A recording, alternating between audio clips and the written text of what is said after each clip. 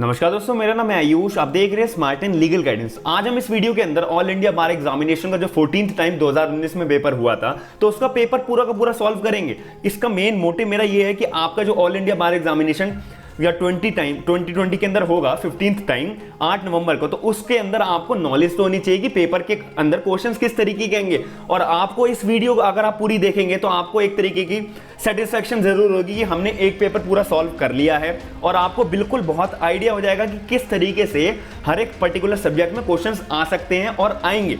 और साथ ही में क्वेश्चन के साथ में मैं बहुत आपको एक्स्ट्रा नॉलेज में प्रोवाइड कराऊंगा। अगर आप ऑल इंडिया बार एग्जामिनेशन 15 टाइम देने जा रहे हैं तो आप ये वीडियो पक्का जरूर देखें, क्योंकि इस वीडियो के अंदर आपको बिल्कुल कॉन्सेप्चुअली तरीके से एक एक पॉइंट की जानकारी मिलेगी। अगर आप ये वीडियो मिस करते हैं, स्किप करते हैं या पार्ट्स के अंदर देखते हैं तो आपका बहुत लॉस होगा।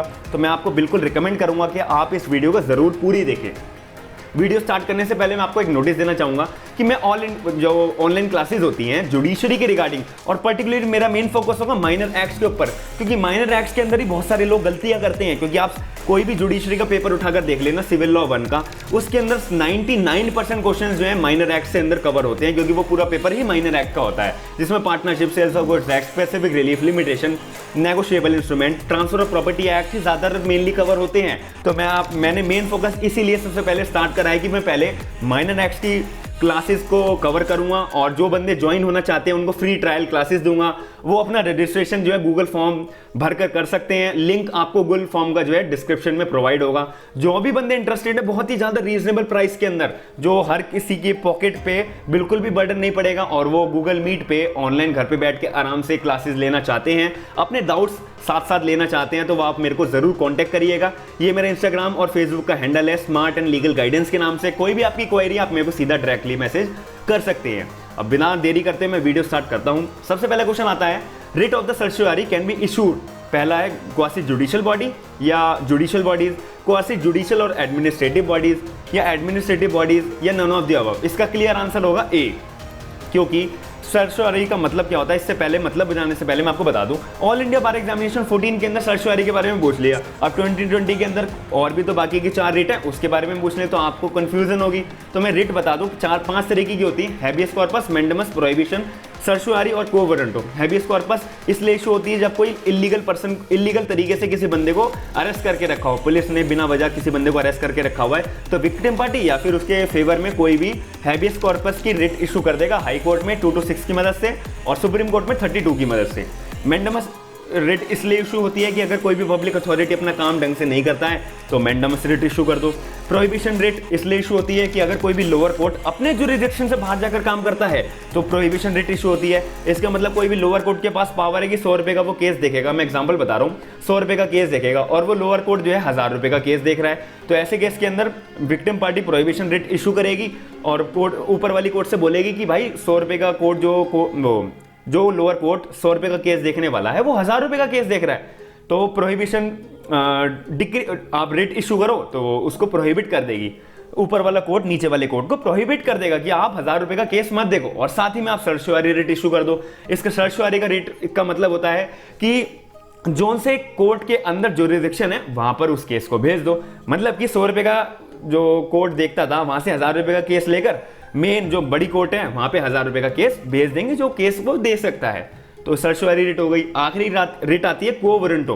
को वारंटो रिट का मतलब होता है कि अगर कोई भी पर्सन जो है सरकारी नौकरी जिसके पास है और उसके पास सरकारी नौकरी आई कैसे, अगर आपको इसकी जानकारी लेनी है और आपको लगता है कि भाई इस बंदे ने ना गलत तरीके से सरकारी नौकरी ली है, तो आपको वारंटो रिट इशू कर दो। वहां पे कोर्ट में केस चलेगा तो कोर्ट के अंदर वो बंदा बताएगा, सारे डॉक्यूमेंटेशन दिखाकर अपने आप को प्रूव करेगा कि मैंने लीगली तौर पे सही तरीके से सरकारी नौकरी ली है। That's it. पहला क्वेश्चन हो गया। दूसरा क्वेश्चन हमारे को बता रखा है, supreme court of India held that it is the permanent obligation of every member of medical profession either government और private to give medical aid to every injured person brought for the treatment immediately without waiting for the procedural formalities in the case of. इसका मतलब है supreme Court ने साफ साफ बोल दिया है कि भाई कोई भी सरकारी या प्राइवेट हॉस्पिटल है, वहां पे किसी इंजर्ड बंदे को लाया जाता है तो वहां पे उस इंजर्ड बंदे का एकदम ट्रीटमेंट चालू हो जाना चाहिए। पुलिस का वेट ना करे, कि भाई पुलिस आएगी, डॉक्यूमेंटेशन होगा, तब जाके उस बंदे का जो है मेडिकल ट्रीटमेंट करा जाएगा। ऐसा सुप्रीम कोर्ट ने बिल्कुल मना कर दिया है। सीधा जैसे बंदा आए उसी टाइम उसका ट्रीटमेंट चालू कर दो। ऐसा कौन से केस के अंदर का है? केस का नाम है C Parmanand Kataria versus union of India, AIR 1989 supreme court. ये आप जरूर बात ध्यान रखिएगा, बहुत बारी आ भी चुका है। तीसरा क्वेश्चन की मैं बात करूं, Supreme court of India has issued the direction to make the CBI independent agency so that it can function more effectively and more investigate crimes and corruptions at high place in public place in the case of. Supreme Court ने ऐसे कौन से case के अंदर कहा है कि भाई CBI को इंडिपेंडेंट एजेंसी बना देना चाहिए और वो ताकि वो बहुत अच्छे इफेक्टिवली तरीके से इन्वेस्टिगेट करे क्राइम्स और करप्शन के ऊपर इंडिया में। ऐसा कौन से केस के अंदर का? इसका आंसर होगा आपका D, Vincent Narayan versus union of India, AIR 1998 supreme court का केस है। अब हम फोर्थ क्वेश्चन के ऊपर चलते हैं। फोर्थ क्वेश्चन के अंदर क्या आ गया है कि इनकम टैक्स जो है इंडिया के अंदर किसने इंट्रोड्यूस करा था? सर जेम्स विल्सन ने। कौन से ईयर के अंदर करा था? अब इसका आंसर है 1860 के अंदर। 1860 में सर जेम्स विल्सन ने इंडिया के अंदर इनकम टैक्स को इंट्रोड्यूस करा था। अब फिफ्थ क्वेश्चन हमारा आता है, in which case justice JC Shah of supreme court observed, since by the exercise of the power of a serious invention is made upon the rights, privacy and freedom of the taxpayer, the power must be exercised strictly in accordance with the law and only for the purpose of which law authorized is to be exercised। इसके question का मतलब है कि justice JC Shah जो है supreme Court ने, उन्होंने बोला था कि भाई जो पावर एक्सरसाइज करी जाती है ना राइट्स के ऊपर, प्राइवेसी के ऊपर, freedom of the tax payer के ऊपर, तो वो मतलब पावर जो है एक्सरसाइज स्ट्रिक्टली तौर पे मतलब लॉ की निगरानी के अंदर होनी चाहिए और लॉ की अथॉरिटीज के पर्पस के रिगार्डिंग ही होनी चाहिए। ऐसा कौन से केस के अंदर सुप्रीम कोर्ट ने, जस्टिस शाह जी ने बोला था? इसका आंसर होगा आपका बी, ITO वर्सेस सेठ ब्रदर्स के केस के अंदर। अब हम क्वेश्चन नंबर 6 के ऊपर चलते हैं। Which of the following statements are true? इनमें से कौन सी स्टेटमेंट सही है? Minor contract can be rectified on attaining majority. दूसरी स्टेटमेंट कहती है minus contract be rectified on attaining majority. तीसरी स्टेटमेंट कहती है minus contract be rectified jointly by both the parties to the contract. चौथी स्टेटमेंट कहती है minor is not liable under minor's contract. अब इसका आंसर मैं आपको पहले बता देता हूं, बाद में भी समझाऊंगा। इसका आंसर आपका बी, जिसके अंदर ये स्टेटमेंट एक तो सही है और एक फोर्थ वाली स्टेटमेंट सही है। इसका मतलब है कि माइनर के जो कॉन्ट्रैक्ट है ना वो रेक्टिफाई हो सकता है ऑन अटेनिंग मेजोरिटी। मतलब जब वो बंदा माइनर जो है वो 18 साल का हो जाएगा, जब वो मेजर हो जाएगा, तो मेजर होने के बाद ना जो माइनर के प्रीवियस में जिसके राइट्स थे, तो कॉन्ट्रैक्ट जब मेजर हो जाएगा तो उसके जो पावर्स हैं वो बढ़ सकती हैं। माइनर के टाइम पे उसको स्यू करने का राइट नहीं था, मेजर होने के बाद उसको स्यू करने का राइट भी हो जाएगा। तो एक ये स्टेटमेंट बिल्कुल सही है। और minor is not liable under minor's contract, इसके अंदर है कि जो भी माइनर का कॉन्ट्रैक्ट है ना, माइनर उस कॉन्ट्रैक्ट के अंदर जब मेजर होने के बाद वो लायबल नहीं होगा। ये फोर्थ स्टेटमेंट का हमारे को बता रखी है। इसी वजह से बी इसका आंसर सही है। सेकंड और फोर्थ हमारा कॉन्सेप्ट बिल्कुल मतलब ये जो स्टेटमेंट बिल्कुल सही है। सेवंथ क्वेश्चन की मैं बात करूं, विच of the following sections of CRPC deals with irregularities which vitiate proceedings. ये तो सीधा आप प्रोविजन पूछा हुआ है, इसको आपको प्रोविजन आपको पढ़ना पड़ेगा। इसका आंसर होगा सेक्शन 461 कि CRPC के अंदर कहां पर विटिएट प्रोसीडिंग्स को इरेगुलरिटीज के अंदर डील करा जाता है। तो ऐसा कौन से सेक्शन के अंदर हमारे को मेंशन करा हुआ है? 461 के अंदर। अगला क्वेश्चन की बात करूं 8 के अंदर, विच of the following is not an essential elements of a decree. भाई एसेंशियल एलिमेंट डिक्री का हमारे को डेफिनेशन जो है CPC के अंदर 2.2 के अंदर मेंशन करी हुई है। सेक्शन 2 का क्लॉज 2 के अंदर हमारे को डिक्री की डेफिनेशन मेंशन करी हुई है, तो आप वो जरूर पढ़िएगा। बहुत ईजी है, 4 पॉइंट्स बता रखे हैं, आप वो पढ़ लेंगे तो आपको कॉन्सेप्ट आपका क्लियर हो जाएगा। तो मैं आपको पहले आंसर बता देता हूं, तब आपको समझाऊंगा। तो इसका आंसर है A, adjudication from which an appeal lies as an appeal from an order. ये इसका आंसर बिल्कुल करेक्ट है। तो हम आगे वाले क्वेश्चन पे आप बात करते हैं। 9th क्वेश्चन की अगर मैं बात करूं तो इसका आंसर जो क्वेश्चन क्या कहता है, which of the following is an infringement of the registered trademark. Infringement of the registered trademark के बारे में ऐसे कौन सी फॉलोइंग बातें बताई जाती हैं? इसका आंसर मैं पहले आपको बता दूं डी।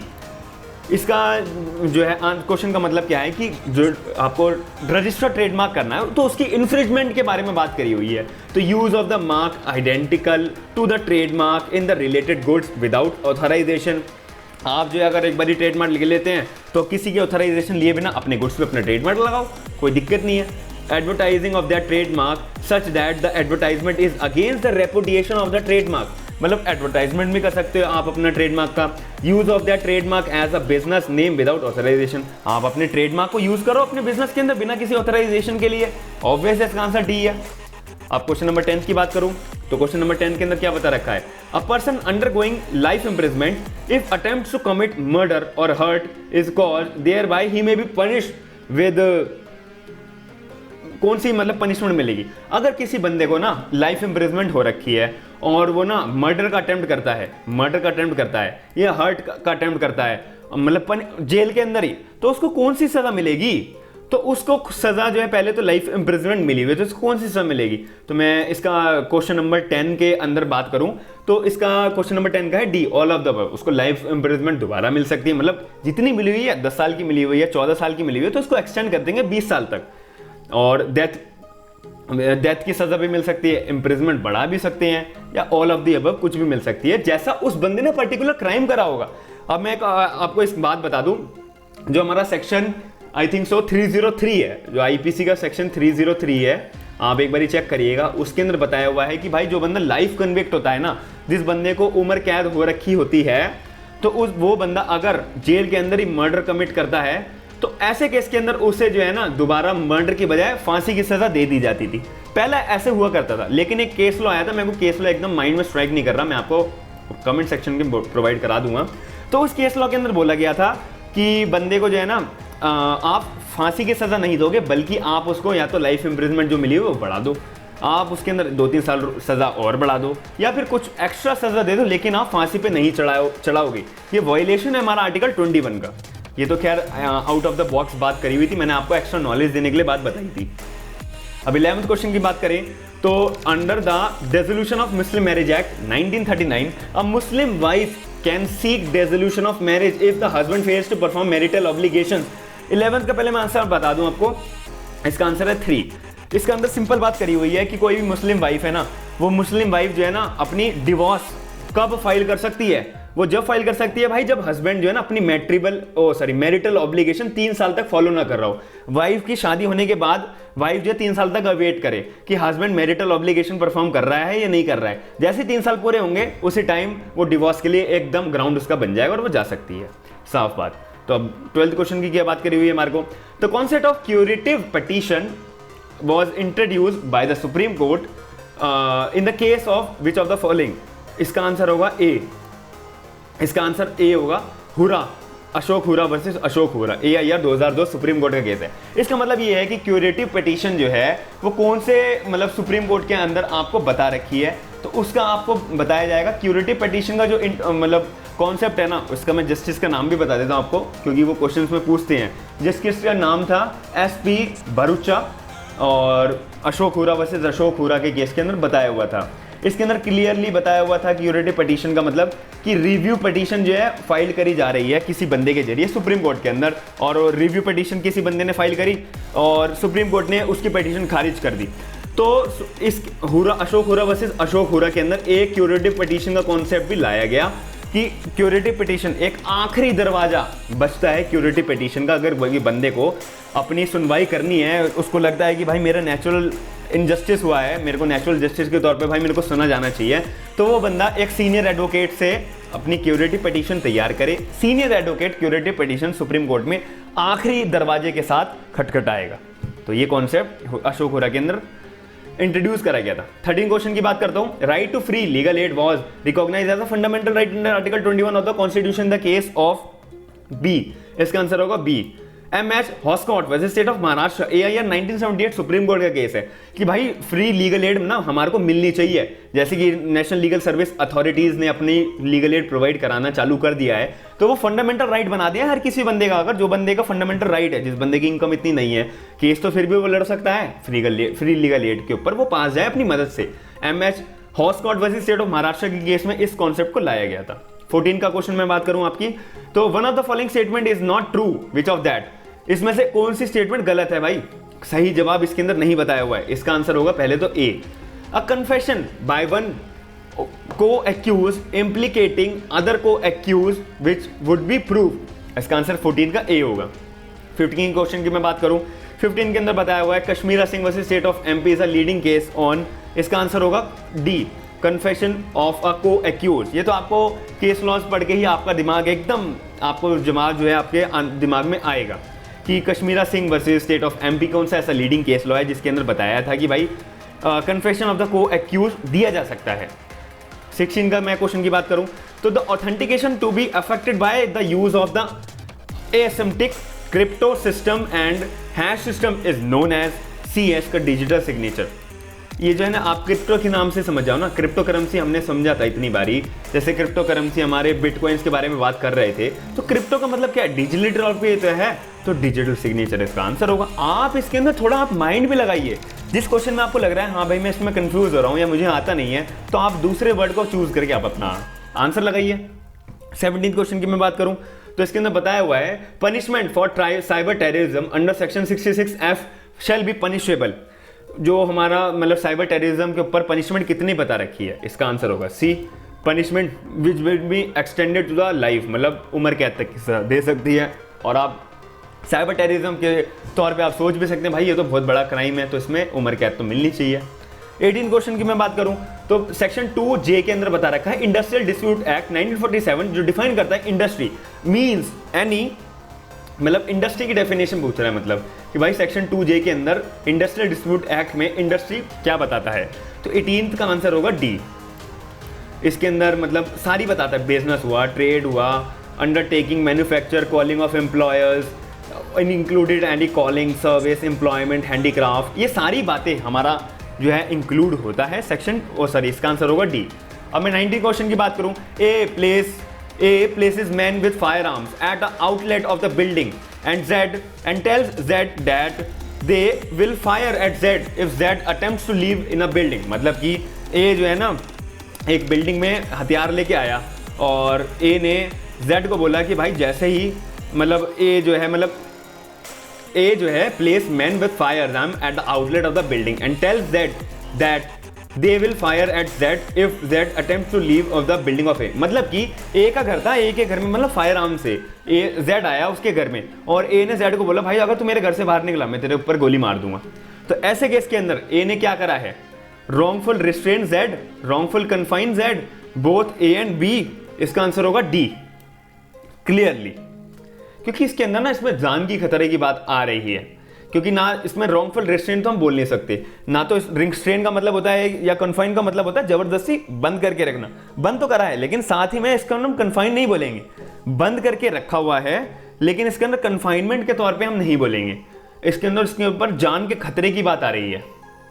अब सेक्शन 20 की बात करें, क्वेश्चन 20 की बात करें, A incitates a dog to spring upon Z without Z's consent if A intends to cause injury, fear or annoyance of to Z। तो इसका आंसर पहले मैं आपको बता दूं C होगा, A uses criminal force to Z। तो A जो है ना इंसाइट्स करता है कुत्ते को कि A जो है ना Z की कंसेंट के बिना चुपचाप स्प्रिंग अपॉन कर ले। तो A की इंटेंशन क्या थी कि इंजरी प्रोवाइड कराना, फियर प्रोवाइड कराना, अनॉयंस प्रोवाइड कराना Z को, किसके मदद से, अपने कुत्ते की मदद से। तो A ने क्या करा है भाई, क्रिमिनल फोर्स ही तो लगेगा इसमें, A ने यूज करा है क्रिमिनल फोर्स अपने कुत्ते की मदद से, दैट्स इट।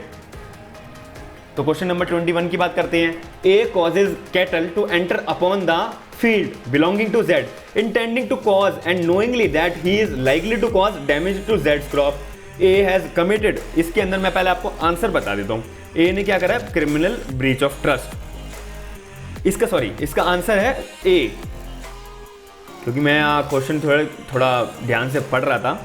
इसका आंसर होगा A, मिसचीफ। इसका मिसचीफ का भी मतलब बता देता हूं मैं आपको और इस क्वेश्चन का मतलब बता देता हूं।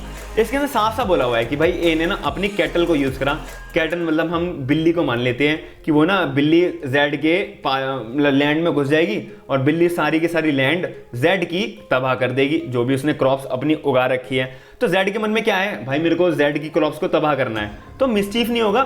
मिसचीफ का मतलब क्या होता है कि आप वॉलंटरी तौर पे किसी सामने वाले बंदे की प्रॉपर्टी का नुकसान कर रहे हैं बेफिजूली में, तो आपके ऊपर मिसचीफ का चार्ज लगता है। सेक्शन 21 के अंदर हमारे को बता रखा है।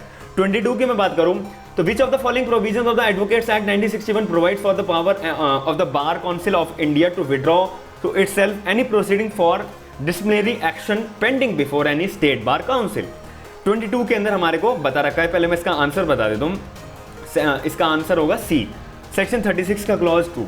इसके अंदर मैंने सबसे पहले ये एडवोकेट एक्ट 1961 में तो जानता हूँ ये हर कोई नहीं पढ़ता है और पढ़ने की भी ज़रूरत नहीं है, ज़्यादा इंपॉर्टेंट एक्ट नहीं है। एग्जाम पॉइंट ऑफ व्यू से मैं बोलूँगा, आप पर्सनल लाइफ में अगर आपके इंपॉर्टेंट हैं तो आप ज़रूर पढ़िएगा। तो इसका आंसर होगा सेक्शन 36 क्लॉज 2। तो मैं इसका आपको सोल्यूशन देता हूँ कि जैसे कि ना आप 2-3 साल के और पेपर देख लीजिए, इसके रिगार्डिंग एडवोकेट एक्ट के रिगार्डिंग जितने भी क्वेश्चन आपसे पूछे गए हैं कंपलसरली, जैसे सेक्शन 36 क्लॉज 2 का आपको यहाँ से पूछ लिया, कोई प्रीवियस पेपर के अंदर सेक्शन 30 के पूछा हुआ है, 28 का पूछा हुआ है, तो आप सिर्फ ना स्पेसिफिकली वो सेक्शन 28, 30 और 36 पे ध्यान दो और बाकी सेक्शन पढ़ने की जरूरत नहीं, क्योंकि रिपीटेड क्वेश्चन आते हैं। तो 23 क्वेश्चन पे हम बात करते हैं। विच कोर्ट और authority has the power to punish any person for contempt of the National Company Law NCLT। इसका आंसर मैं पहले आपको बता देता हूँ, इसका आंसर होगा आपका डी। भाई ऐसा कौन सा कोर्ट है जहाँ पे NCLT मतलब नेशनल कंपनी लॉ के केस लड़े जाएंगे? ऑब्वियस है कंपनी लॉ ट्रिब्यूनल के ऊपर लड़े जाते हैं, NCLT के ऊपर। मैंने एक वीडियो भी डाली थी कि कंपनी लॉ के रिगार्डिंग ही एक वैकेंसी भी निकली हुई है, अगर आपने फॉर्म नहीं फिल कराया तो आप फॉर्म फिल कर दीजिएगा। NCLT लॉ ग्रेजुएट्स जितने भी हैं वो फॉर्म फिल कर सकते हैं। 24 में क्वेश्चन आपकी बताऊं, विच of the following is not vested interest, इनमें से कौन सी स्टेटमेंट जो आपको इंटरेस्ट नहीं बयां नहीं कर पा रही है?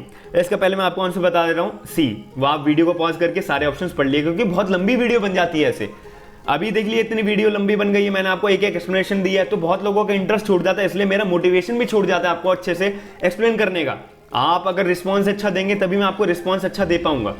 तो 24 का आंसर है सी। A stipulates that title in the property shall pass to C if he marries to B। तो ये आपको क्लियर हो गया होगा। सेक्शन 25 की बात करें, सॉरी क्वेश्चन 25 की बात करें, which of the following is wrong in respect of the law of copyright, इनमें से लॉ ऑफ कॉपीराइट के तौर पे कौन सी चीज गलत बता रखी है? तो इसका आंसर मैं पहले बता दूं आपको, सी है इसका अंदर, there is no copyright in the government work. भाई गवर्नमेंट वर्क के अंदर कॉपीराइट होना ऐसा नेसेसरी नहीं है, ऐसे कहाँ लिखा हुआ है? होना चाहिए। तो 26 की बात करते हैं, तो which of the following cases of the supreme court held that an international commercial arbitration is one which has its juridical और legal seat of arbitration outside India. Section 20 और क्वेश्चन 26 का आंसर है बी। पहले तो Bharat aluminium company versus Kaiser aluminium technical service 2012 का case है, ये supreme court का केस नहीं है, 2012 का इंपॉर्टेंट केस लॉ है, जब भी इन्होंने क्वेश्चन के अंदर डाला हुआ है। सेक्शन 27 की मैं बात करूं, क्वेश्चन 27 बार में सॉरी मैं सेक्शन बोलते जाता हूं क्योंकि मेरे को वीडियो बनाते हुए सेक्शन ही याद रहता है। Question 27, which of the following provision of the Hindu succession act 1956 less down for the state. State का कॉन्सेप्ट आपसे पूछा गया है, ये कॉन्सेप्ट बहुत इंपॉर्टेंट है, आपको पढ़ना जरूर पड़ेगा। तो सेक्शन 27 का स्टेट का कॉन्सेप्ट जो है कहां पर बताया हुआ है, कौन से सेक्शन के अंदर बताया हुआ है, ये आपका आंसर होगा डी, सेक्शन 29 के अंदर। अब हम 28 की बात करते हैं, under which of the following articles of the Indian constitution parliament is empowered to legislate with respect to the matter in the state list in national interest. इसका आंसर मैं पहले आपको बता दूं, इसका आंसर होगा ए। आर्टिकल 249 आप खोलेंगे तो वहां पे आप स्टेट लिस्ट जो है मतलब नेशनल इंटरेस्ट के तौर पे अपने पावर्स है उसके पास कि वो कोई भी लॉ बना सकती है, सिर्फ स्टेट लिस्ट के अंदर, स्टेट गवर्नमेंट जो है। तो ऐसा कौन से आर्टिकल के अंदर लिखा है? आर्टिकल 249 के अंदर। ये जो आर्टिकल्स मैंने बताया, आर्टिकल्स 395 आर्टिकल्स हैं, तो ये पढ़ना तो बहुत मुश्किल है, तो आप मेन आर्टिकल्स पढ़ लो ना, जैसे फंडामेंटल राइट्स हो गए, अब ये स्टेट लिस्ट का आर्टिकल हो गया, अब यूनियन लिस्ट भी आती है और एक कॉन्करेंट लिस्ट भी आती है, आप उसके आर्टिकल्स भी पढ़ लो, आपके दिमाग में क्लियरिटी रहेगी, क्योंकि आप थोड़ा ना डिफरेंट सोचिए। यहाँ स्टेट लिस्ट पूछा है तो आप 2020 में पक्का यूनियन या कॉन्करेंट लिस्ट पूछेगा, तो आप उसका तैयारी अपनी करके रखिए। आप क्वेश्चन नंबर 29 की मैं बात करूं तो 29 के अंदर लिखा हुआ है, which of the following cases in the court has lay down that right to life does not include right to die. ये तो बहुत बढ़िया केस लॉ है, इसको तो आंसर आंखें बंद करके आपको ज्ञान Kaur versus state of Punjab पे क्लिक करना है कि भाई राइट टू लाइफ के अंदर राइट टू डाई इंक्लूड नहीं होता है। ऐसे केस कौन से केस के अंदर फाइनली बोला है? ज्ञान Kaur versus state of Punjab के केस में। अब क्वेश्चन 30 की बात करें, the question whether a bill is a money bill और इज डिसाइडेड बाय द, इसका आंसर पहले मैं आपको बता दूं डी। भाई ये कोई भी लोकसभा के अंदर ना बिल आया है, वो मनी बिल है या मनी बिल नहीं है, ये कौन डिसाइड करेगा? हमारा स्पीकर लोकसभा का। अब आता है हमारा question number 31, decision under 10th schedule is taken by. जो हमारा डिसीजन है ना 10th शेड्यूल के अंदर, वो कौन लेता है? इसका आंसर आपको आएगा presiding officer of the houses. Presiding officer को हम जज भी बोलते हैं, हाउसेज का जो जज होता है एक तरीके से। तो तो वो प्रिसाइडिंग ऑफिसर जो है डिसीजन लेते हैं 10th शेड्यूल के ऊपर। अब क्वेश्चन नंबर 32 के ऊपर आते हैं। The case of Mohammad Alladad Khan versus Mohammad Ismail Khan is related to. अब ये मुस्लिम लॉ के केस रिलेट करता है, आपको मुस्लिम लॉ में भी थोड़ी नॉलेज होनी चाहिए, तो इसका आंसर आता है एक्नॉलेजमेंट, कि भाई ये केस जो है लॉ किससे रिलेट है, इसका आंसर है एक्नॉलेजमेंट ऑफ द पैटर्निटी। 32। अब आता है question 33। Which of the following cases in the supreme court was in the 2017 declared pronouncement of triple talaq by the Muslim husband as unconstitutional. मतलब ऐसे कौन से केस के अंदर सुप्रीम कोर्ट ने ट्रिपल तलाक को अनकॉन्स्टिट्यूशनल 2017 में माना था। इसका आंसर मैं आपको पहले बता दूं, ए शायर Bano versus union of India. ये तो बहुत ज़्यादा न्यूज़ में भी रहा था और बहुत इंपॉर्टेंट भी है।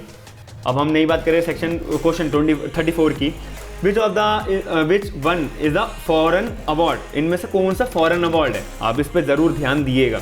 इसका आंसर मैं पहले बता दूं, आंसर है B, an award passes in a foreign seat arbitration. कोई भी फॉरेन सीटेड आर्बिट्रेशन के तौर पे दिया जा रहा है भाई, वो हमारा फॉरेन अवार्ड है। और हमारा आता है क्वेश्चन 35।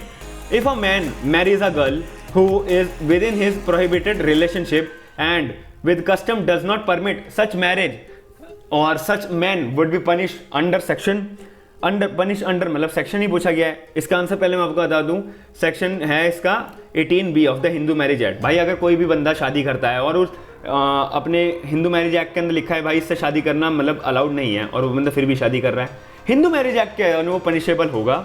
अगर वो शादी करता है हिंदू की जो हमारी कस्टम्स होते हैं उसके अकॉर्डिंग अगर वो शादी करता है फिर भी, तो Hindu marriage act section 18B के तौर पे उसे पनिश करा जाएगा। ये तो कॉमन सेंस की बातें आपको ये पता होनी चाहिए। क्वेश्चन 36 की बात करी जाए। विच section of the Hindu marriage act जो है बात करता है 1955 provides that a child from a void marriage would be legitimate. भाई जो मतलब बच्चों की शादी कर दी, माइनर की शादी कर ली और उनका जो बेबी बॉर्न होता है वो बेबी जो है मतलब वो वॉइड मैरिज जो बेबी है वो वॉइड मैरिज होती है, लेजिटिमेट है या नहीं है, वो बच्चा उनमें से जो पैदा होता है वो वॉइड मतलब लेजिटिमेट होगा इलेजिटिमेट होगा। ये हमारे को सेक्शन ए के अंदर बताया हुआ है, सेक्शन मतलब 11 के अंदर बताया हुआ है। क्वेश्चन 36 आपको क्लियर हो गया होगा। Question 37 the land acquisition act 1894 वो कब आया था। ये तो भाई देखो कॉमन सेंस का क्वेश्चन है, ये आपको पता होना चाहिए। जितने भी मैंने आपको प्रीवियस वीडियो के अंदर स्ट्रेटेजी के अंदर आपको मैंने एक्ट्स बताए थे उसका आपको भाई कब आया था वो तो ज़रूर पता होना चाहिए। तो मार्च के अंदर आया था ये 1984 पहली मार्च को आया था। इसका आंसर सी है। 38 की मैं बात करूँ, which of the following sentence can the court of session pass. मतलब कोर्ट ऑफ सेशन के बाद कितनी पावर है, वो कितनी तक सज़ा लगा सकता है। भाई वो कोई भी सज़ा लगा देगा जितनी हमारे को मतलब लॉ के अंदर बता रखी है। लेकिन अगर उसे डेथ सेंटेंस देनी है ना तो उसको एक बारी हाई कोर्ट से कंफर्मेशन लेनी है। डेथ सेंटेंस मतलब फांसी की सज़ा देनी है तो एक बारी हाई कोर्ट से वो कंफर्मेशन ले ले। तो अब हमारा आता है क्वेश्चन नंबर 39। क्वेश्चन नंबर 39 के अंदर क्या लिखा हुआ है, which of the following is not a requirement for the foreign judgement to be conclusive. इनमें से कौन सी फॉरेन जजमेंट की रिक्वायरमेंट लेने की जरूरत नहीं है। इसका 39 का आंसर है पहले तो D, it is the duty of the court in an enemy court. अब क्वेश्चन नंबर 40 की बात करें, a reference can be made during the pendency of the case. कोई भी रेफरेंस जो है ना आप ले सकते हो, कोई भी केस आपका पेंडिंग है तब, सिर्फ तभी। तो क्वेश्चन नंबर 40 का आंसर पहले मैं आपको बता दूं, इसका आंसर है A, the subordinate court refers the case of to the high court for the latter's opinion on a question of law. आप ये सारे एग्जांपल्स जो हैं जो हमारे को ऑप्शन दे रखे हैं आप वीडियो पॉज करके ज़रूर पढ़िएगा क्योंकि वीडियो फिर बहुत लंबी हो जाती है। क्वेश्चन नंबर 41 की मैं बात करूं, a person can apply for the review of judgement when. भाई बंदा जो है रिव्यू जजमेंट मतलब रिव्यू कब डाल सकता है, जजमेंट आने के बाद रिव्यू कब डाल सकता है। तो इसका आंसर 41 का होगा आपका पहले तो डी। अब क्यों होगा, he is aggrieved by the decree from which an appeal is allowed but no appeal has been preferred. मतलब बंदे के पास जजमेंट आ गया और बंदे के पास राइट है कि अपील में जाए, बंदा अपील में नहीं जा रहा, जब वो रिव्यू पिटीशन डाल सकता है। या फिर ही सेकंड हमारे को पॉइंट बता रखा है, he is aggrieved by the decree from which an appeal no appeal is allowed. और अगर कोई भी जजमेंट आ गया उसकी अपील अलाउ नहीं तो आप रिव्यू पिटीशन डाल लो, कोई दिक्कत नहीं है। He is aggrieved by the decision but on a reference from the court small cause. भाई अगर आपने रेफरेंस डाला है स्मॉल कॉज आ गया तो आप रिव्यू पिटीशन फाइल कर सकते हैं, कोई दिक्कत नहीं है। क्वेश्चन नंबर 42 क्या बताता है, which of the following cases the remedy of revision is not available. भाई रिवीजन पिटीशन की रेमेडी आपको नहीं मिलेगी भाई, ऐसा कौन से केस के अंदर, मतलब कौन सी प्रोविजन के अंदर हमको बता रखा है कब कब नहीं मिलेगी। इसका 42 का आंसर होगा आपको डी। भाई केस जहां पे अगर आप फल पहली अपील डाल सकते हो तो आप रिवीजन क्यों डालोगे, आप सेकंड अपील डाल सकते हो तो आप रिवीजन क्यों डालोगे। इंटरलोक्युटली अगर ऑर्डर आ चुका है कोर्ट की तरफ से तो रिवीजन तो आप वैसे भी नहीं डाल सकते। तो ये सारे पॉइंट्स आपको पता होने चाहिए, आप एक बार पढ़ के समझ जाएंगे। क्वेश्चन नंबर 43 की बात करूं तो the liability under section 138 of the negotiable instrument act 1881 is. भाई मैंने एक नेगोशिएबल इंस्ट्रूमेंट एक्ट की एक एंडोर्समेंट के टॉपिक की वीडियो डाल रखी है। अभी एक क्वेश्चन नंबर 51 या 52 एक क्वेश्चन है, वो पूरा एंडोर्समेंट के रिगार्डिंग ही है। तो अगर आपने मेरी वीडियो देखी होगी तो आपको बिल्कुल बहुत ही मतलब आसान लगेगा वो क्वेश्चन पढ़ने के बाद। नेगोशिएबल इंस्ट्रूमेंट का मैंने क्वेश्चन डाला था। तो ये तो इंट्रोडक्शन बता रखा है सेक्शन 43 के अंदर, तो इसका आंसर तो एक ए होगा। भाई स्ट्रिक्ट लायबिलिटी होती है अगर भाई सेक्शन 138 का आप वायलेशन, मतलब कोई भी नेगोशिएबल इंस्ट्रूमेंट का वायलेशन करते हो तो सेक्शन 138 आपके ऊपर स्ट्रिक्ट लायबिलिटी लगाएगा, छोटी मोटी लायबिलिटी नहीं लगाएगा। 44 की बात करूं the object of the land acquisition act 1894 are, तो इसका 44 का पहले मैं आपको आंसर बता देता हूँ D. An act to amend the law for the acquisition of land for which purpose and for the companies, ये इसका आंसर है। अब क्वेश्चन नंबर 45 की बात करूं तो 45 हमारे को बताता है कि it deals with the internal management and affairs of the company, मतलब internal management affairs of the company, company के अंदर के जो मैनेजमेंट अफेयर्स होते हैं वो कौन डील करेगा। तो इसका आंसर होगा आर्टिकल्स ऑफ एसोसिएशन, एओ ही तो डील करते हैं, जो वहां के बोर्ड ऑफ मेंबर्स होते हैं वही तो इंटरनल अंदर के काम करते हैं। तो हमारा आता है question number 46 public liability insurance act जो है वो कब एनेक्ट हुआ था, ये भी आपको पता होना चाहिए 1991 के अंदर। 47 बताऊं इन्वायरमेंटल इम्पैक्ट असेसमेंट जो है वो मैंडेटरी है हमारा। भाई किसके अंदर मैंडेटरी है, तो आप थोड़ा कॉमन सेंस लगाओ। इन्वायरमेंट की बात हो रही है तो इन्वायरमेंटल प्रोटेक्शन एक्ट के बारे में बात होगा, तो इसका आंसर भी डी है। 48 की बात करें under which of the following sections of the CrPC police officer can arrest and accused without warrant, ये तो बहुत कॉमन सेंस वाला क्वेश्चन है कि ऐसे कौन से मतलब सेक्शन के अंदर हमारे को सीआरपीसी में बताया हुआ है पुलिस जो है अरेस्ट कर लेगी भाई बंदे को बिना किसी वारंट लाए। तो सेक्शन नंबर 41 के अंदर ये बात बता रखी है। अब क्लियरली ये बात आपको पता होनी चाहिए। मैंने ये बात जब पता होगी जब एक बार आप इंडेक्स भी पढ़ लोगे ना थॉरोली, ये क्वेश्चन आ गया आप सीआरपीसी का इंडेक्स देखोगे उसमें आपको 41 के अंदर ये बात पता होगी, मतलब दिख जाएगी, तो आप इसका आंसर टिक कर सकते हैं अपने एग्जामिनेशन हॉल के अंदर। 49 की अगर मैं बात करूं तो 49 में हमें बता रखा है which of the following court under the CrPC can try murder case, मतलब इनमें से ना किस कोर्ट के पास पावर है कि भाई वो मर्डर केस का चार्ज ले सकता है। तो इसका आंसर होगा कोर्ट ऑफ सेक्शन। भाई मर्डर केस एक हीनियस क्राइम होता है, इसमें सजा भी 10 साल तक की होती है, 7 से 10 तक की है, उससे ज़्यादा भी, तो इतनी पावर तो कोर्ट ऑफ सेशन के पास ही होती है देने की। तो 50 की बात करूं PIL जो है ना वो रिलैक्सेशन है of which of the following requirements, तो मेरा इसका आंसर तो मैं आपको बता दूं लोकस स्टैंडी।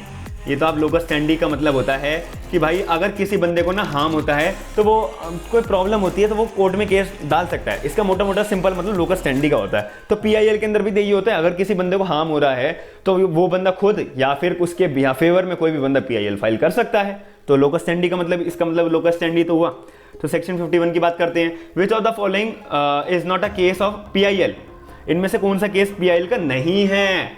तो आपको मैं इसका पहले आंसर बता दूं Keshavananda Bharati versus state of Kerala, ये तो अपने में इतना इंपॉर्टेंट केस है ना, आप इस केस को पूरा घोट के पी जाओ। इसके अंदर पूरा का पूरा कॉन्स्टिट्यूशन का स्ट्रक्चर बता रखा है। इस केस लॉ की मदद से ही ना हमारा कॉन्स्टिट्यूशन का एक स्ट्रक्चर है ना, बेसिक स्ट्रक्चर, वो तैयार हुआ था। अगर ये केस नहीं होता तो हमारा कॉन्स्टिट्यूशन का बेसिक स्ट्रक्चर तैयार नहीं होता। 52 की बात करूं तो इस केस में केस के अंदर बात क्या कर रखी है, which of the following can be done by the senior advocate in accordance with the rules of the Bar Council of India, मतलब सीनियर एडवोकेट के क्या क्या रूल्स हैं, वो क्या क्या कर सकता है। इसका आंसर है A make concessions on behalf of the client on instruction from the junior advocate, मतलब अपने क्लाइंट के बिहाफ पर जूनियर एडवोकेट जो है अपने मतलब इंस्ट्रक्शन लेगा जूनियर एडवोकेट और वो कंसेशंस जो है वो बना सकता है सीनियर एडवोकेट्स का जो जूनियर एडवोकेट होता है। इसका आंसर होगा 52। ये थोड़ा सा कॉम्प्लिकेटेड क्वेश्चन है, इसमें मैं आपको बोलूँगा कि आपका क्वेश्चन गलत हो सकता है, लेकिन आपने पढ़ा होगा तो बिल्कुल भी गलत नहीं होगा। 53 की बात करेंगे तो effects of not negotiable crossing is mention under, इसका आंसर होगा बी। इसका मतलब ये है कि भाई अगर आपने किसी को चेक दिया है तो चेक अगर आपने क्रॉस करके नहीं दिया है तो उसका क्या इफेक्ट होगा वो हमारे को सेक्शन 130 बताता है। 54 की बात करते हैं, जो मैंने आपको बताया नहीं तभी सेक्शन 141 था या 42, क्वेश्चन 41 या 42 का मैंने आपको बताया था कि एक क्वेश्चन आएगा। तो ये रहा क्वेश्चन, ये जो मैंने आपको नेगोशिएबल इंस्ट्रूमेंट की वीडियो बनाई थी, इसके अंदर देखो सेक्शन 16 जो है नेगोशिएबल इंस्ट्रूमेंट का डिफाइन करा हुआ है। सेक्शन 54 इसका आंसर होगा C, endorsement in full, endorsement in blank. Section 16 जो है एंडोर्समेंट इन फुल और एंडोर्समेंट इन ब्लैंक के बारे में बात करता है। इस वीडियो को आप जरूर देखिएगा, आपको पूरी की पूरी कॉन्सेप्चुअल नॉलेज जरूर हो जाएगी। ऐसे नेगोशिएबल इंस्ट्रूमेंट के अगर 10 भी क्वेश्चन आ गए इस वीडियो से, वो 10 क्वेश्चन सारे सॉल्व हो जाएंगे। फिर आपको लाने कितने होंगे, 30 क्वेश्चन, बस आप पास हो जाएंगे पेपर के अंदर। क्वेश्चन नंबर 55 की बात करूं तो ensuring the safety, health and welfare of the employees is the primary purpose of, तो एंश्योरिंग द सेफ्टी मतलब भाई पहले बंदे की सेफ्टी देखनी है, हेल्थ देखनी है, वेलफेयर ऑफ द एम्प्लॉयज की देखनी है। तो ये देख रेख कौन करता है, ये तो आपको कॉमन सेंस पता होगा। तो इसके अंदर हमारे को बता रखा है 55 के क्वेश्चन के अंदर सी फैक्ट्रीज एक्ट 1948। अब और देख रेख का एक और भी एक्ट होता है industrial labour and general law का एक एक्ट होता है, वो हमारे मतलब सिलेबस में शायद हो, ये हमारे को सीएस के सिलेबस में पढ़ाया जाता है, क्योंकि मैंने अपना सीएस का पेपर भी एग्जाम दे रखा है तो इसलिए मेरे को याद है, तो मैं आपको जनरल नॉलेज के तौर पे एक बता रहा हूँ। फैक्ट्रीज एक्ट भी होता है और एक इंडस्ट्रियल लेबर जनरल लॉ, जो फैक्ट्रीज जो पार्ट होता है मतलब ILGL बोलते हैं, उसी का ही पार्ट एक फैक्ट्रीज एक्ट भी होता है, जो एम्प्लॉयज़ के रिगार्डिंग ही बात करता है, सेफ्टी हेल्थ वेलफेयर के अंदर। सेक्शन और क्वेश्चन आता है 56, इसके अंदर बता रखा है हमारे को in which of the case supreme court held that wherever teachers are not workman, मतलब टीचर्स जो है ना भाई वर्कमैन मतलब कोई वो नहीं है, मतलब वर्कमैन नहीं है, लेबर तौर पे वो काम नहीं करेंगे, ऐसे कौन से केस के अंदर का है, इसका आंसर होगा B, university of Delhi versus Ramnath AIR 1963 का केस है। अब 57 की बात करें, under section 2CC of the industrial dispute act 1947 closure का मतलब, इंडस्ट्रियल डिस्प्यूट एक्ट में क्लोजर का मतलब क्या बता रखा है, ये पूछा गया है, इसका आंसर होगा ए, ये तो सिंपल बात बता रखी है। Permanent closing down of the place of employment और पार्ट, मतलब पूरे भाई हमेशा के लिए कोई भी फैक्ट्री को बंद कर दिया या फैक्ट्री का कोई पार्ट को बंद कर दिया, उसे क्लोजर बोलेंगे, बात खत्म।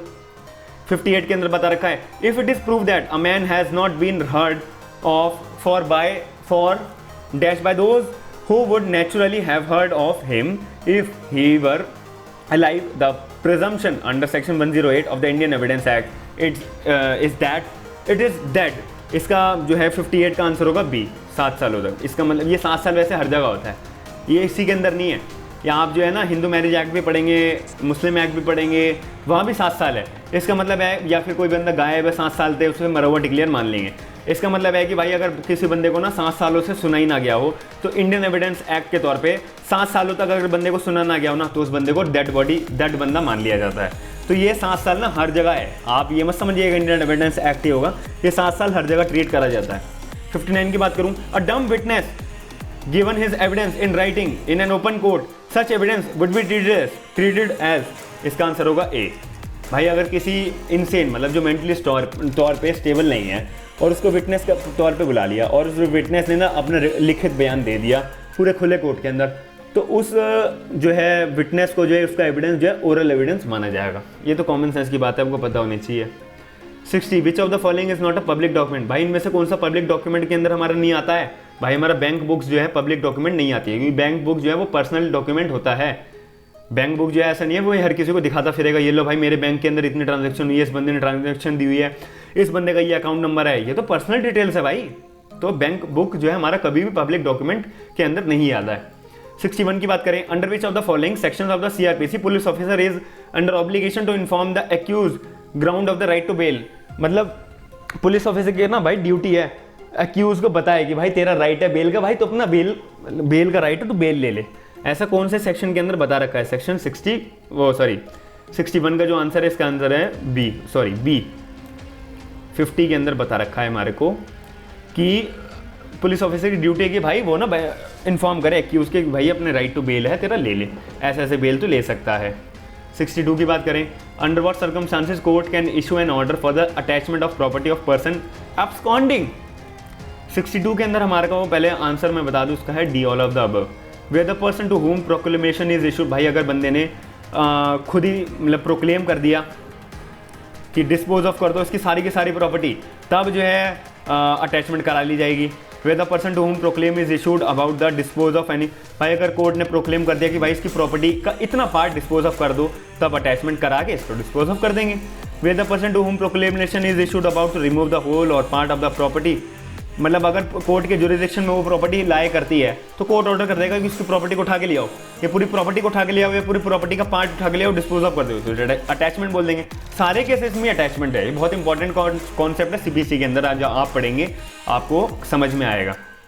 ये ऑर्डर नंबर 21 के अंदर मेंशन है जब अटैचमेंट कराई जाती है ना, जबकि अंदर ये बात बता रखी है एग्जीक्यूशन प्रोसीडिंग्स के अंदर। अब क्वेश्चन नंबर हम 63 इनहेरेंट पावर जो हमारे 482 के अंदर, भाई ये तो आंसर आपको सी है, बिना देखे आपको पता होना चाहिए कि हाई कोर्ट के पास इनहेरेंट पावर्स होती हैं सीआरपीसी के अंदर, सेक्शन 482 में मेंशन करा हुआ है। क्वेश्चन 64 रेसिड्यूटरी पावर्स इन इंडिया में भी एक्सरसाइज बाय, ये भी आपको भाई आंसर ए है इसका, पार्लियामेंट होना चाहिए। रेसिड्यूटरी पावर्स इंडिया के अंदर पार्लियामेंट ही एक्सरसाइज करती है। 65 के अंदर मैं बात करूं, the punishment to which offender are liable under provisions of IPC, इसका आंसर डी होगा। डेथ भी है, इम्प्रिजनमेंट भी है, रिग्रेस इम्प्रिजनमेंट भी है, फोरफीचर ऑफ द प्रॉपर्टी, यही है। सारे के सारे पनिशमेंट के लिए भाई बंदा लायबल होगा ना आईपीसी के अंदर। अगर वो पर्टिकुलर ऑफेंस कुछ करता है तो सारी पनिशमेंट उसे मिल सकती है, उम्र कैद भी मिल जाएगी, डेथ भी, उम्र कैद, फांसी की सज़ा और रिगेरियस इम्प्रिजनमेंट भी मिल जाएगी, सिंपल भी मिल जाएगी, सब कुछ मिल सकती है उसे। Question 66 M'Naghten rules form the basis of the law in, question number 66, ये थोड़ा कॉम्प्लिकेटेड है, इंसैनिटी, लेकिन इसके अंदर आपको ये नाथजन रूल्स आपको दिमाग में रखना है, आपको फिर कॉन्सेप्ट क्लियर हो जाएगा। 67 की बात करूँ, रूल ऑफ लॉ का मतलब क्या होता है? रूल ऑफ लॉ का मतलब होता है, एक मैंने आपको भी वीडियो बनाने की सोच रहा था इसके रिगार्डिंग ही, तो रूल ऑफ लॉ के रिगार्डिंग ही, तो वो आपको मैं फ्यूचर में बनाऊंगा। तो रूल ऑफ लॉ का मतलब होता है equality before law, supremacy of law, predominance of the legal spirit of law, ये सभी का मतलब होता है रूल ऑफ लॉ। कि भाई कानून का मतलब कानून का एक जरिया होना चाहिए कि भाई सबसे पहले हर किसी को ना इक्वेलिटी दे, समानता दे, कानून से पहले समानता दे, कानून जो अपने आप को सबसे सर्वोच्च हो और लीगल स्पिरिट अपने अंदर डोमिनेंस तौर पे पावर बनाए रखे, तो इसका आंसर होगा आपका डी। 68 की मैं बात करूं, क्वेश्चन नंबर 68, जो क्वो वारंटो मैंने आपको वीडियो के स्टार्टिंग में बताया था कि भाई क्वो वारंटो का पर्पस होता क्या है, तो इसका आंसर होगा सी। क्वो वारंटा टू और just illegal occupant of the public post, मतलब किसी बंदे ने पब्लिक पोस्ट जो है इलीगल तौर पे भाई पकड़ के रखी हुई है और किसी बंदे को शौक होता है, तो भाई सीधा क्वो वारंटो रिट जारी करो। अगर वो बंदा इलीगल तौर पे पोस्ट लेके बैठा है तो सुप्रीम कोर्ट उसे सीधा मतलब फायर कर देगा, दैट्स इट। 69 की बात करी जाए, under Indian evidence act the charter the character of a person is not relevant in which of the following cases, ऐसे कौन से केस के अंदर, ऐसे कौन से इंडियन एविडेंस एक्ट के अंदर बता रखा है भाई बंदे का ना कैरेक्टर जैसा भी हो, गुड कैरेक्टर हो, बैड कैरेक्टर हो, ये मैटर नहीं करता, तो ऐसे कौन से चीज़ के अंदर हमारे को बता रखी है? 69 का जो है जवाब है D, character affected to the amount of the damage in the civil case. भाई अगर कोई भी सिविल केस के अंदर वो डैमेज देने के लिए लायबल है तो ऐसे केस के अंदर इंडियन एविडेंस एक्ट के तौर पे उसका कैरेक्टर की कोई भी रेलेवेंसी नहीं मानी जाएगी। 70 क्वेश्चन की बात करते हैं, 70th question, which of the following is primary evidence, इनमें से कौन सा प्राइमरी एविडेंस के तौर पे हम ट्रीट करेंगे? तो ये तो बहुत इजी क्वेश्चन है, इसका आंसर है 70 का A, document produce by the inspection for the court of the court. भाई कोई भी डॉक्यूमेंट आपने इंस्पेक्शन के लिए दिया हुआ है वो हमारा प्राइमरी एविडेंस होगा, बात खत्म।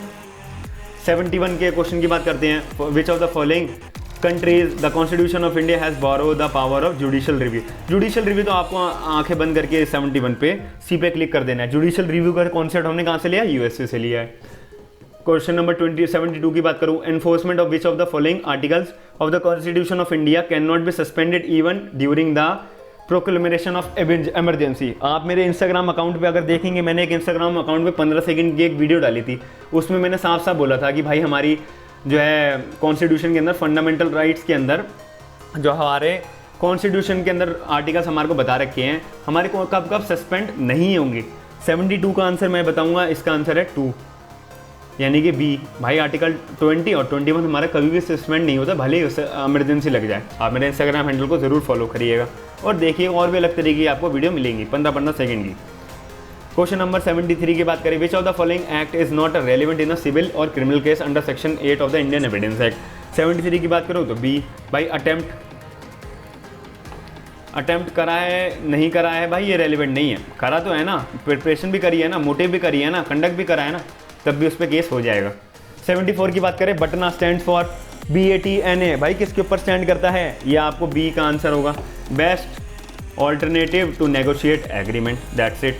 अब 75 की बात करें, सेक्शन 9 जो है हमारा आर्बिट्रेशन कंसिलेशन एक्ट 1966 का, वो किससे डील करता है, इसका आंसर होगा A, interim measures of the court. 76 की बात करें, which of the following is true, इनमें से कौन सा सही है, ubi jus ibi remedium, ubi jus ibi remedium. 76 के अंदर इसका आंसर होगा A, where there is a right there is a remedy, भाई जहां पे राइट है ना वहां पे रेमेडी भी आएगी, तो ये 76 के अंदर क्वेश्चन बता रखा है। 77 की बात करें तो the Latin word injuria sine damno literally means, 77 का आंसर होगा A, infringement of the legal right without damages. 78 की बात करूं, the provisions relating to the claims tribunal is given under, जो हमारा सेक्शन है मोटर व्हीकल एक्ट का, इसका आंसर होगा ए। 165 से 175 जो है वो इसी चीज़ के मोटर व्हीकल एक्ट के अंदर वो क्लेम्स के रिगार्डिंग ही बात करता है। 79 की बात करें तो which of the following is not a duty of the advocate to court, इनमें से भाई एडवोकेट की ड्यूटी नहीं होती है, पहले ही आएगा ए है इसका answer, to commit breach and section under section 126 of the Indian evidence act, भाई आप ना ब्रीच नहीं करोगे, तोड़ोगे नहीं कोर्ट की मर्यादा को। 80 के अंदर, विच of the following rules of the chapter 2 of the part 6 of the Bar council rules deals with the duty of an advocate in respect of any money received by him from clients, तो section question 80 का answer होगा ए, rule number 25, ये भी easy question था। तो 81 के अंदर मैं बात करूं तो under which of the following section of the CRPC provision related to the police report, ये भी बहुत इजी क्वेश्चन है, इसका आंसर ए है। पुलिस रिपोर्ट तो भाई हमारे को 173 क्लॉज 2 सब क्लॉज ए के अंदर बता रखी है, 81 का है ए। 82 की बात करें, which of the following provision of the CRPC deals with anticipatory bill, इसका आंसर होगा 438 के अंदर ही हमारे को एंटीसिपेटरी बिल का कॉन्सेप्ट बता रखा है। 83 के अंदर the provisions relating to the cancellation of bond and bail bond is given under, ये 83 का आपको आंसर होगा, इसका आंसर होगा 46 ए का क्लॉज ए, मतलब 46 का ए 83 का आंसर होगा कि भाई बॉन्ड को कैंसिल कर सकते हो, बेल बॉन्ड को कैंसिल कर सकते हो, ऐसा कौन सा कहाँ पर हमारे को मेंशन करा हुआ है, ये हमारे को सेक्शन 46 ए के अंदर 446 के अंदर मेंशन करा हुआ है। 84 क्वेश्चन की अगर मैं बात करूं तो which of the following provision of the Hindu marriage act incorporates the fault theory of the divorce, भाई fault theory of the divorce के बारे में पूछ रहा है, कौन से सेक्शन में हिंदू मैरिज एक्ट के अंदर बता रखा है, भाई 13A के अंदर बता रखा है, बहुत सिंपल बात है। इसके अंदर और भी थ्योरीज बता रखी हैं आपको, फॉल्ट थ्योरी भी इसके अंदर एक कॉन्सेप्ट का तौर पे बता रखा है 13A के अंदर। अब मैं वो पूरा कॉन्सेप्ट बताने लग गया तो पूरी वीडियो और लंबी खिंच जाएगी, हमारा मेन टारगेट है इस वीडियो को पूरा कंप्लीट करना, प्रीवियस ईयर का पूरा पेपर को सॉल्व करना।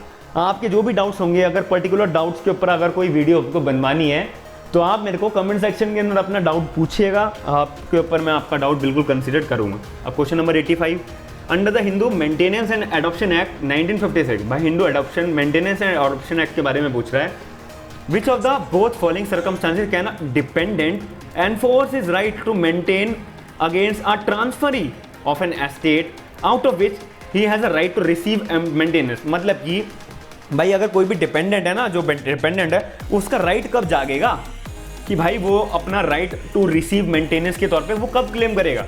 तो 85 के अंदर ये बात क्लियर कर रखी है, क्वेश्चन नंबर 85 का आंसर है सी, भाई only when the transferee has notice of such right, भाई जब ट्रांसफरी को पता लगेगा मेरा राइट आ रहा है, जब तो राइट के लिए भागेगा मांगने के लिए, या फिर जब ट्रांसफर जो है ग्रेचुअस तौर पे राइट ट्रांसफर हो जाता है जब, उसके बाद राइट जाग जाएगा, तो इसका आंसर होगा सी।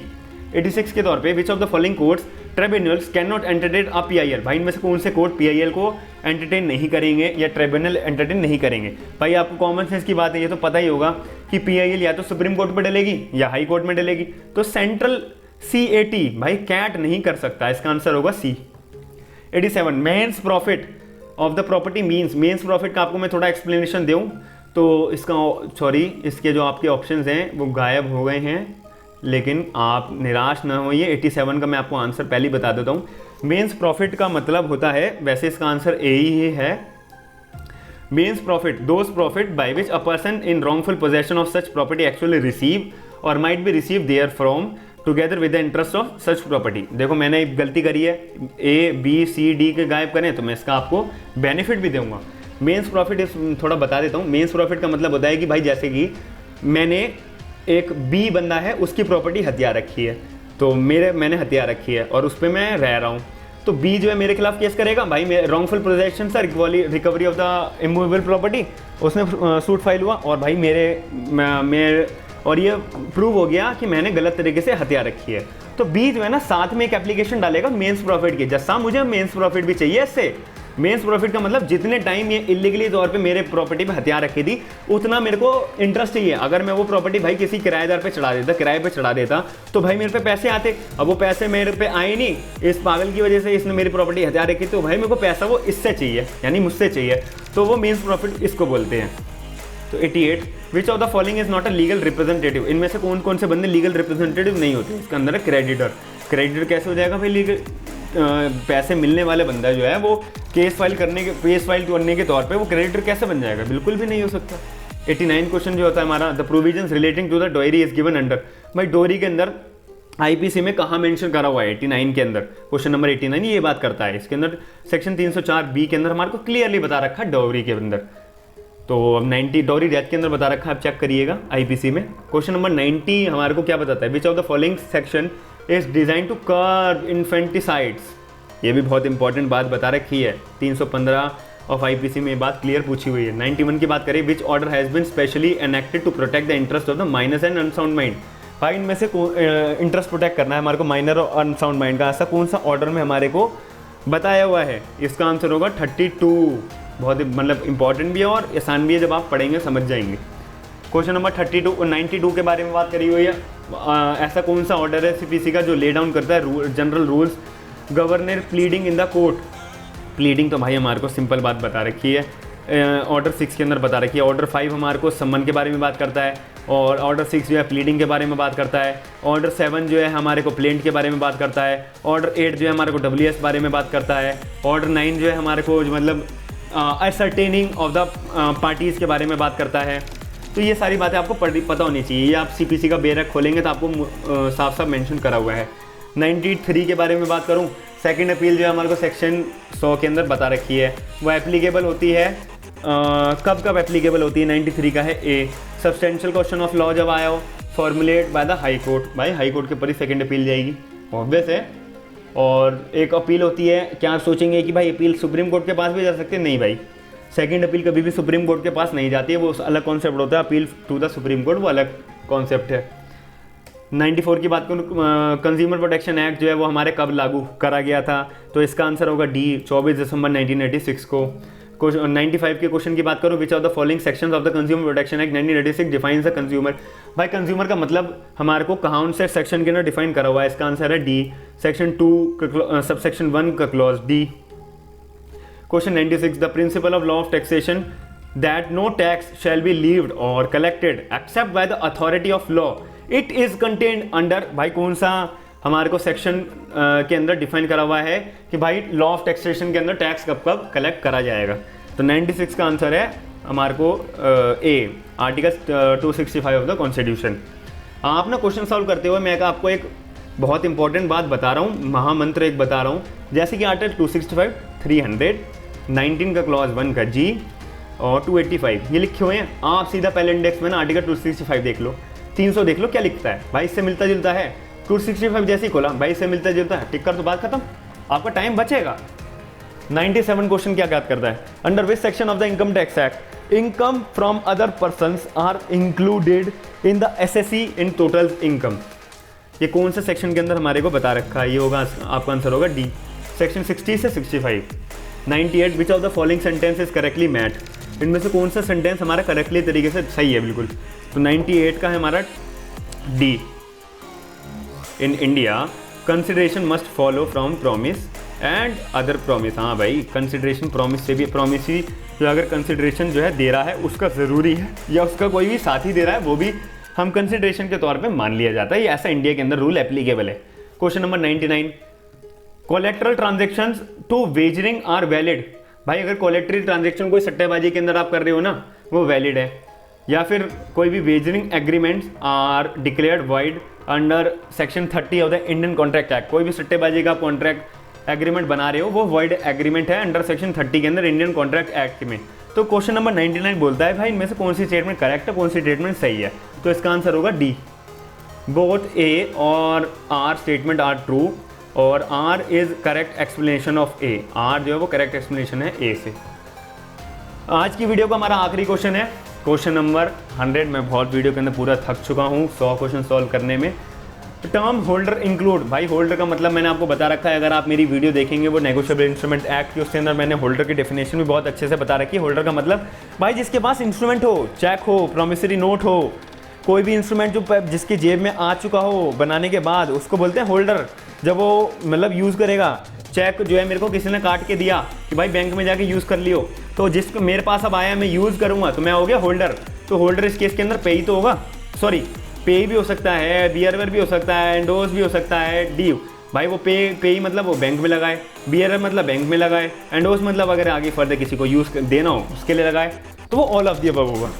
तो मैं उम्मीद करता हूँ कि आपको मेरी वीडियो आज की बहुत अच्छे से समझ में आई होगी और आपका आज का ऑल इंडिया बार एग्जामिनेशन 2019 में जो कंडक्ट कराया गया था वो बिल्कुल पेपर सॉल्व आपने कर लिया होगा और आपको मन में संतुष्टि हुई होगी, चलो हमने एक पोर्शन जो है हमारा वो कर लिया है। और कैसे कैसे तरीके के क्वेश्चंस आते हैं आपने देखा होगा पूरी वीडियो के अंदर, ज़्यादातर डायरेक्टली सेक्शन से क्वेश्चन पूछे हुए हैं। आप अपना एक टेक्स्ट बुक लेके बैठेंगे ना एग्जाम के अंदर पर्टिकुलर सब्जेक्ट वाइज कॉन्स्टिट्यूशन की, आपने सीधा कॉन्स्टिट्यूशन में कितने क्वेश्चन देखे, सीधा आर्टिकल के बारे में पूछा हुआ है, तो आप इंडेक्स खोलो। और इंडेक्स को मैंने स्ट्रेटेजी भी बताई थी, तो इसमें साफ बोला था कि भाई स्ट्रेटेजी आपको जब भी काम में आएगी जब आपने जो है एक बारी इंडेक्स को थॉरली पढ़ा होगा। मैं बार बार इसी वीडियो को बात बोलूंगा इस वीडियो में कि भाई अगर आप ऑल इंडिया बार एग्जामिनेशन 8 नवंबर 2020 को एग्जाम देने जा रहे हो ना, तो आप इंडेक्स को बहुत बुरी तरह घोट के पी जाओ। इंडेक्स अगर आपने पढ़ा होगा तो आपका पेपर जो है बिल्कुल क्लियर होगा। 40 मार्क्स ही तो लाने हैं, इसके अंदर कम से कम 60 से 70 क्वेश्चन तो मैं ले आऊँगा। 60 to 70 मार्क्स, 80 मार्क्स तो आराम से मैं कंडक्ट कर लूँगा, क्योंकि मेरे कॉन्सेप्ट स्ट्रॉन्ग है, मैंने इंडेक्स बहुत अच्छे से थॉरली पढ़ा हुआ है। तो यही आंसर के क्वेश्चन पेपर को क्लियर करने का एक यही गुरु मंत्र है। तो मैं उम्मीद करता हूँ कि आपको मेरी वीडियो आज की पसंद आई होगी। आपको मेरी वीडियो पसंद आई है तो आप मेरी वीडियो को लाइक, शेयर और चैनल को सब्सक्राइब जरूर करिएगा। और अगर जो मैंने वीडियो के स्टार्टिंग में आपको बताया था कि आप मैं कोर्सेज लॉन्च करने जा रहा हूँ माइनर एक्स के रिगार्डिंग, अगर आप ज्वाइन होना चाहते हैं तो आप गूगल फॉर्म करके वो फॉर्म भरिएगा, उससे सारी डिटेल्स मेरे पास आ जाएंगी, फिर मैं आपको इन्फॉर्म कर दूंगा जब से हमारा बैच स्टार्ट होगा। थैंक यू, धन्यवाद।